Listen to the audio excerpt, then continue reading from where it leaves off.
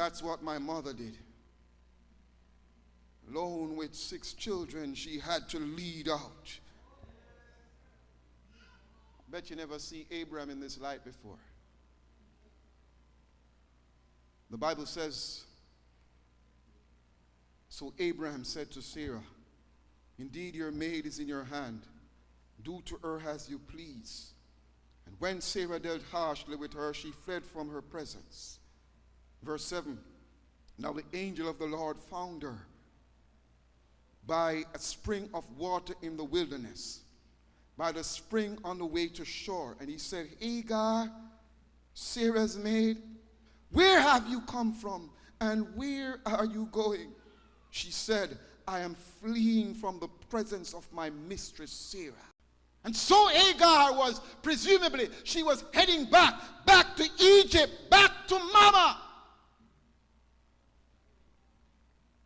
Again, there is a similarity to Adam and Eve. The Lord sought Adam and Eve, and just as he sought Adam and Eve, the Lord sought Hagar. Because God will always pursue us. He's not going to let us self-destruct.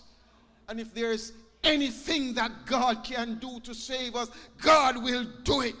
And even when you run back to mama, God is there pursuing you, because he's that kind of a God.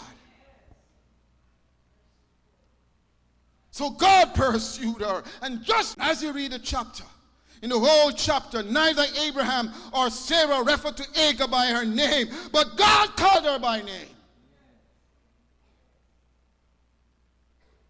Abraham and Sarah, she was just a functionary. They referred to her by her function, the handmaiden, the slave.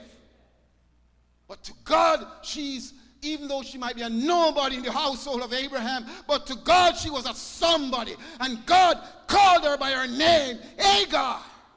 I'd like you to know that every single one of us, God knows your name.